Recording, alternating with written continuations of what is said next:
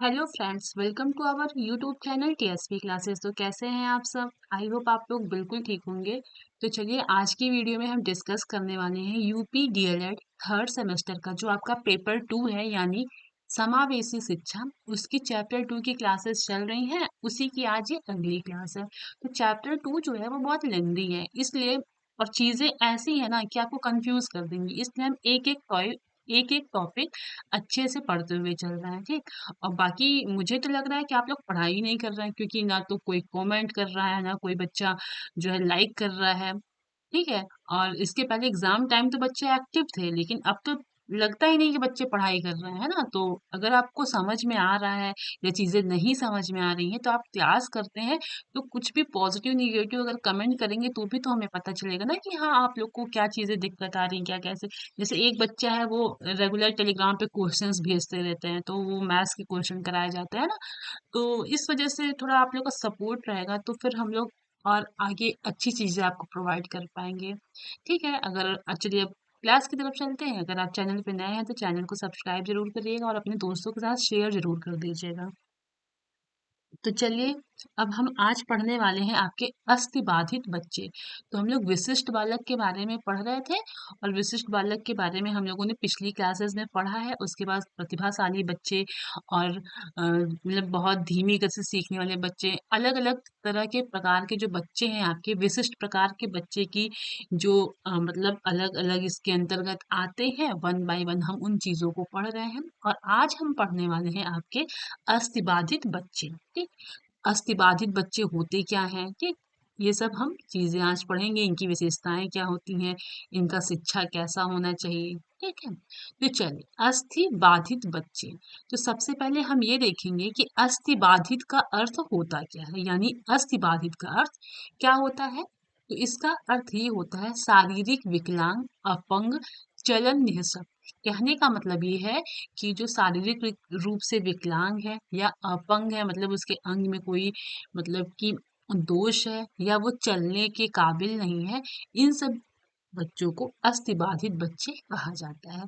ये अस्थिबाधित का अर्थ है, यानी शारीरिक रूप से विकलांग, ठीक, अपंग, या चलने में जो है शक मतलब चलने के वो कैपेबल नहीं है, यानी चलने के योग्य नहीं है, ठीक। चलिए देखते हैं ऐसे बच्चे जिनकी अस्थियां, अस्थि मतलब होता है हड्डियां, ठीक। तो ऐसे बच्चे जिनकी अस्थियां यानी हड्डियां, अस्थियों के जोड़ या शरीर में विभिन्न मांसपेशियों, ठीक, मांसपेशियां सही से कार्य नहीं कर पाती हैं, ठीक, इनकी कार्य करने की मात्रा इतनी कम होती है, या उन्हें कृत्रिम रूप से हाथ या पैर की आवश्यकता होती है, वे अस्थिबाधित बच्चे कहलाते हैं। इन्हें शारीरिक बाधित या विकलांग भी कहते हैं। समझने का मतलब ये है कि अस्थिबाधित बच्चे क्या होते हैं, वो हम इसका डेफिनेशन देखेंगे। तो ऐसे बच्चे, ठीक, ऐसे बच्चे जिनकी अस्थियां, ठीक, यानी जिनकी हड्डियां या जो शरीर के जो अस्थियों के जोड़ हैं, ठीक, या जो अलग अलग मांसपेशियां हैं, या जो बॉडी के अंग हैं, वो सही से कार्य नहीं कर पाते हैं, ठीक। या फिर इनकी वजह से क्या होता है, कार्य करने की मात्रा बहुत स्लो होती है या बहुत कम होती है। और इन सब के लिए जो आर्टिफिशियल रूप से जो हाथ या पैर होते हैं, उनकी आवश्यकता होती है। उन बच्चों को अस्थिबाधित बच्चे कहे जाते हैं, और अस्थिबाधित बच्चों को शारीरिक बाधित या विकलांग बाधित भी कहते हैं, ठीक। आप लोग ध्यान दिए होंगे, बहुत सारे बच्चे देखते भी होंगे प्राइमरी स्कूल में समावेशी शिक्षा हम पढ़ रहे हैं ना, समावेशी शिक्षा के अंतर्गत टीचर्स को ट्रेनिंग भी दी जाती है, ठीक। और बहुत सारी जो है आपके स्कूल्स में ये सारी चीजें प्रोवाइड भी कराई जाती है। जैसे चेयर हो गया, जो साइकिल वाला बैठने वाला चेयर होता है वो हो गया, ठीक। चश्मे हो गए आपके, स्टिक्स हो गए, ठीक। और जो आर्टिफिशियल आपका हैंड आता है, लेग आता है, सारी चीजें जो आपके विशिष्ट प्रकार के बच्चे हैं, या तो जो अस्थिबाधित बच्चे हैं, उनको जो है सरकार प्रोवाइड कराती है। आई बात समझ में? तो ये सब क्या होता है कि बच्चों को हेल्प करता है ना। तो चलिए फिर से देख लेते हैं अस्थिबाधित क्या होता है। ऐसे बच्चे जिनकी अस्थियां, हड्डियां, अस्थियों के जोड़ या शरीर में या अलग-अलग मांसपेशियां सही से कार्य नहीं कर पाते हैं और इन सब की वजह से कार्य बहुत स्लो होता है और उन्हीं के लिए या तो आर्टिफिशियल रूप से जो हाथ या पैर की आवश्यकता होती है, उन बच्चों को अस्थिबाधित बच्चे कहते हैं। अस्थिबाधित बच्चे आपके शारीरिक बाधित या विकलांग बच्चे भी कहे जाते हैं। ठीक, चलिए, जैसे हाथ पैर का टेढ़ा मेढ़ा होना, ठीक, कोई शारीरिक अंगों का जल जाना, पोलियो अन्य रोगों से ग्रस्त होना या जैसे लकवा वगैरह हो जाता है। ठीक, चलिए, अब हम ये देखते हैं कि अस्थिबाधित के कारण क्या क्या हो सकते हैं। तो अस्थिबाधित के कारण क्या हो सकते हैं? दुर्घटना के कारण, ठीक, बीमारी के कारण या जन्मजात अनियमितता के कारण। कहने का मतलब ये है कि अस्थि एक नेचुरल रूप से भी हो सकता है और एक किसी दुर्घटना के कारण यानी आर्टिफिशियल यानी किसी दुर्घटना के कारण हो सकता है। मान लीजिए कोई बच्चा है वो बिल्कुल स्वस्थ है लेकिन किसी दुर्घटना में उसके पैर में फ्रैक्चर हो गया या हाथ में कुछ दिक्कतें आ गई, ठीक, ये अस्थिबाधित के कारण है। बीमारी के कारण बच्चे को किसी बीमारी से वो ग्रस्त है, उससे वजह से क्या होता है पैर हाथ उसके काम करने बंद हो जाते हैं, ठीक है। और जन्मजात यानी जन्म के जब वो गर्भ में होता है तो भी किसी कारण से वो शारीरिक रूप से क्या हो जाता है अपंग हो जाता है, ठीक, या वो बच्चा जन्म मतलब कि 9 महीने से पहले अगर जन्म लेता है तो भी उसके अंदर शारीरिक दोष पाए जाते हैं। तो ये आपका तीनों अस्थि के कारण हैं। कौन-कौन से? दुर्घटना के कारण भी, आपकी बीमारी के कारण और जन्मजात अनियमितता के कारण। यानी अस्थि किन-किन कारणों से हो सकता है? किसी दुर्घटना की वजह से, किसी बीमारी की वजह से और जन्मजात यानी जो जन्म का समय होता है उसमें नियमितता यानी समय से पहले भी हो अगर बच्चा मतलब पैदा हो जाता है तो भी उसके अंदर शारीरिक दोष पाए जाते हैं। आई बात समझ में? चलिए आगे देखते हैं। अस्थिबाधित बच्चों की पहचान।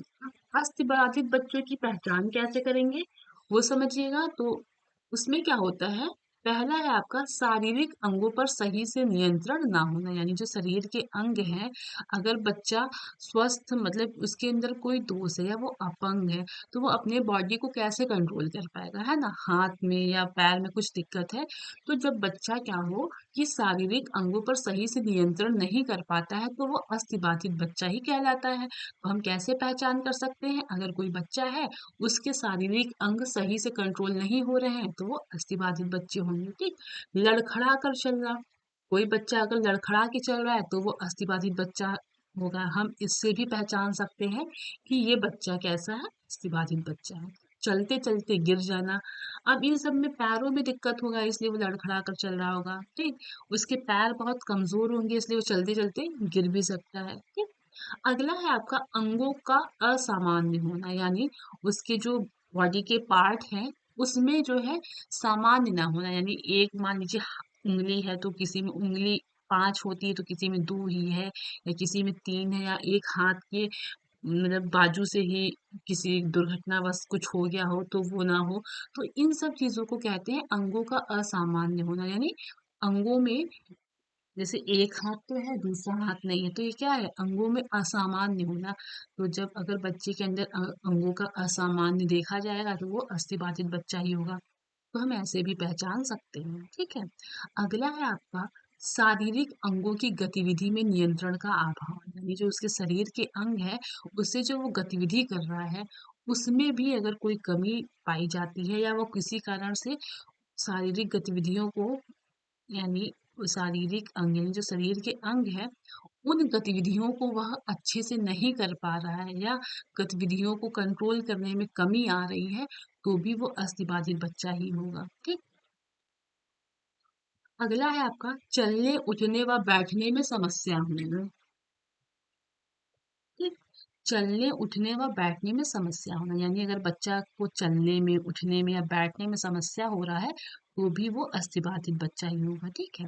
बैसाखियों की सहायता से चलना। यानी अगर बच्चे के पैर में प्रॉब्लम है तो वो कैसे चलता है, बैसाखी की सहायता से चलता है ना, दोनों हाथ में ऐसे फंसा के फिर वो एक एक कदम ऐसे चलता है। तो इन सब जो ये सब चीजें हैं इन सब से हम पहचान सकते हैं कि बच्चा जो है वो कैसा है।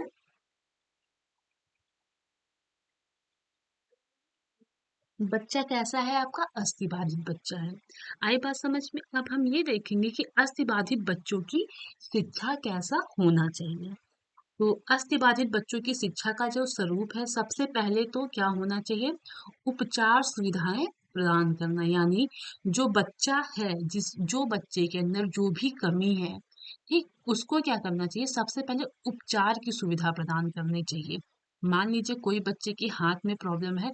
आज के टाइम में हमारा साइंस इतना आगे बढ़ चुका है कि आर्टिफिशियल हैंड भी बन गया है ना?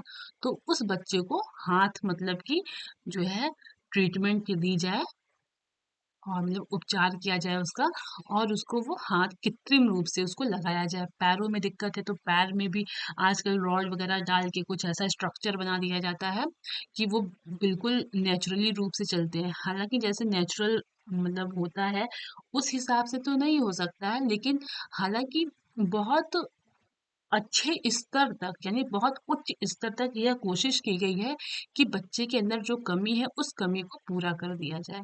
तो अगर बच्चे के अंदर हाथ या पैर की रूप से कोई वो विकलांग है, तो वो कृत्रिम हाथ पैर लगा के उसकी जो है दैनिक दिनचर्या को आसान बना देते हैं। ठीक है।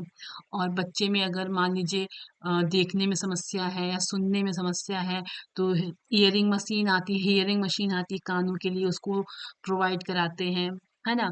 अगर वो बच्चा आँखों में कुछ समस्याएँ हैं, तो कुछ ऑपरेशन के द्वारा भी वो ठीक किया जा सकता है। अगर वो बच्चा ब्लाइंड है, तो उसके लिए क्या करते हैं कि आपके ब्रेल लिपि का यूज़ कराया जा सकता है। कहने का मतलब ये है कि बच्चों के अंदर जो कमी है, उसको सबसे पहले क्या कराया जाएगा? उपचार की सुविधा प्रदान करके उसको जितना हद तक हो सकेगा उतना हम उसको सही बनाएंगे बच्चे को, ठीक। उसके बाद है आपका अगला विशेष कक्षाओं के आयोजन द्वारा। अस्थि बाधित बच्चे हैं अगर, तो उनके लिए स्पेशल क्लास का हम आयोजन कराएंगे। एक नॉर्मल बच्चों के साथ पढ़ा सकते हैं, लेकिन अस्थि बाधित बच्चों के लिए हम स्पेशल क्लास का आयोजन कराएंगे। उसमें क्या होगा? अगर बच्चों को कोई भी समस्या आ रही है तो हम उनको मतलब कि स्पेशली हम उनको ध्यान देंगे, ताकि वो बच्चा जो अभी अन्य बच्चों की अपेक्षा बहुत ही लो फील करता है, बहुत मतलब उसके अंदर ये होता है कि मेरे अंदर कितनी कमियां हैं, क्या कैसे, अगर वो अदर बच्चों के साथ बैठेगा तो उसके अंदर ये भावना और जागेगी कि बच्चा तो बिल्कुल ठीक ठाक है लेकिन मेरे अंदर ये कमी है। वो बच्चा हीन भावना से ग्रसित हो जाता है।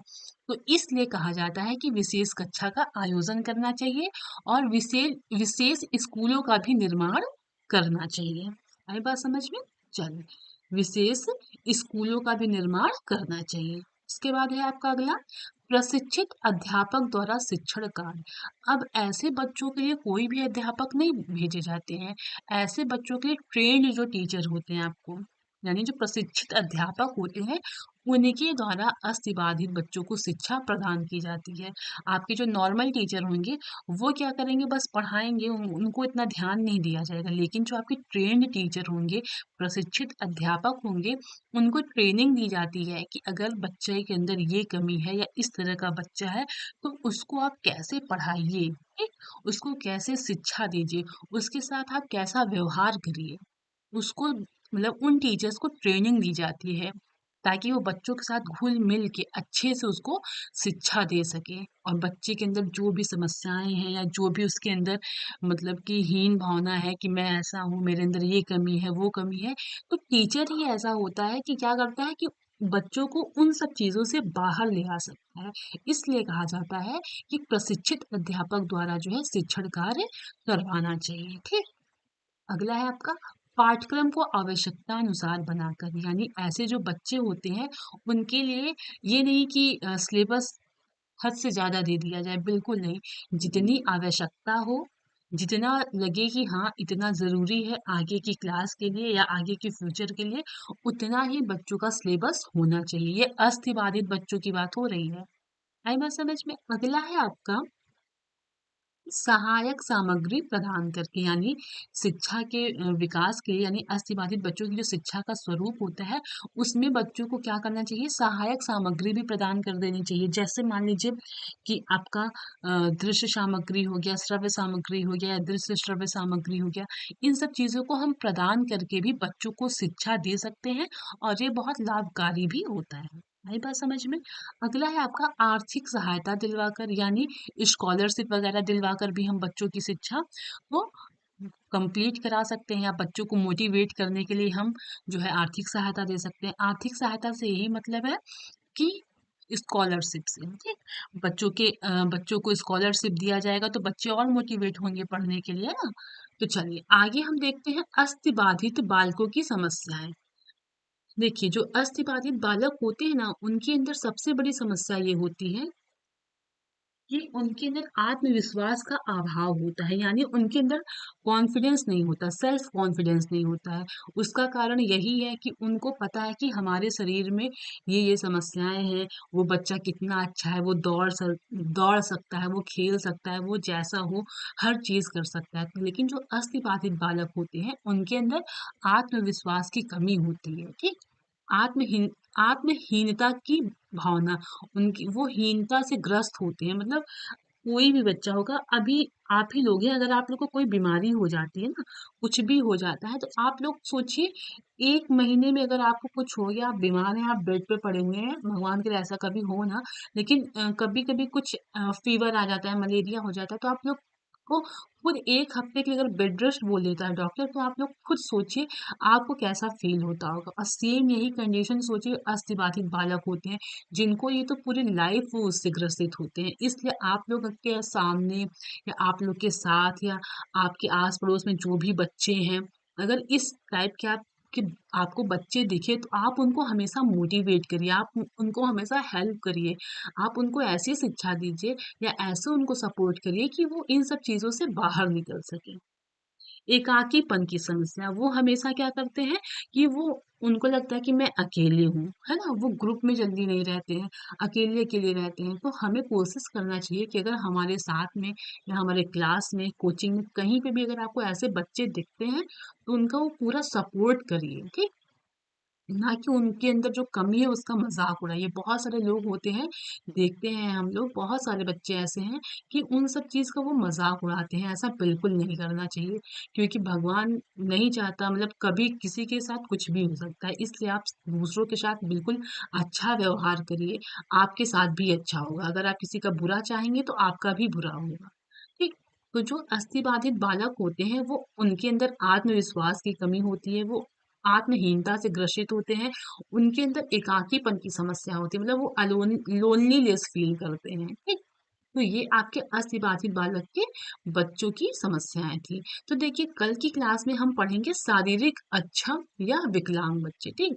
आज हम लोगों ने पढ़ा अस्थिबाधित बालक के बच्चों के बारे में, कल हम अगली क्लास करेंगे। तो चलिए अब मिलते हैं अगली क्लास में, तब तक के लिए आप इस टॉपिक को अच्छे से रिवाइज करिएगा, नोट्स बना रहे हैं कि नहीं कमेंट करके जरूर बताइएगा, ठीक है? चलिए मिलते हैं अगली क्लास में, तब तक के लिए थैंक यू। और चैनल पे नए हैं तो चैनल को सब्सक्राइब कर लीजिएगा।